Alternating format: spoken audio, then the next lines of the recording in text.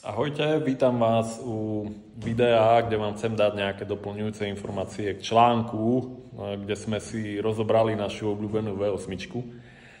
Mne sa stalo bohužiaľ to, že bloky, ktoré som dal do brusírny, mi meškajú už 2 mesiace, takže vám neviem aktuálne natočiť len blok. Mám tu už poskladaný motor, pretože už mi to strašne horelo.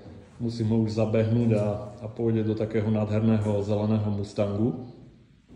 Takže sa musíte vrátiť, ako určite to doplním. Ale tu som vám chcel ukázať aspoň časti, ktoré mám pre nejaké pripravované motory.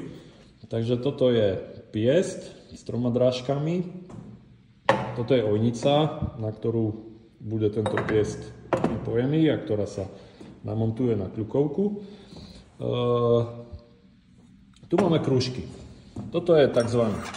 Top ring, toto je druhý krúžok alebo second ring. Ako môžete vidieť, on má značku, ktorým smerom sa inštaluje.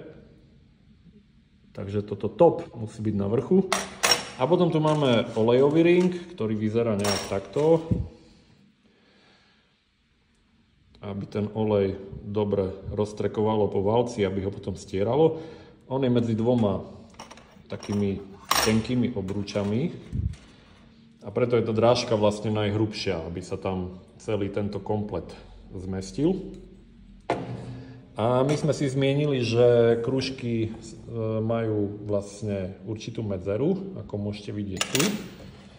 Takže pre obyčajnú aplikáciu, kedy vy s tým motorom jazdíte normálne, tak nastavujeme tú medzeru malú, aby vám žral vlastne málo oleja.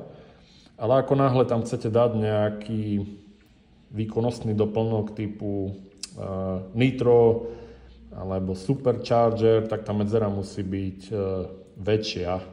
A to je preto, že keď ten motor beží pod veľkou záťažou, tak ten krúžok sa roztiahne teplom, spojí a motor vám neroztrhne ten výkon samotný, to preťaženie, môže samozrejme povoliť nejaká časť, ale v prvom rade sa spojí tento krúžok a celý piest sa zasekne vlastne vo valci, lebo už sa nemá ten krúžok kam rozširovať.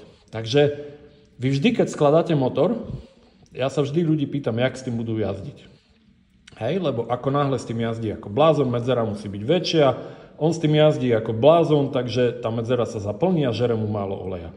Kto jazdí jemne, tak tá medzierka je malá, lebo on ten motor nepreťažuje a žere mu to málo oleja. Takže vždy je to o tom.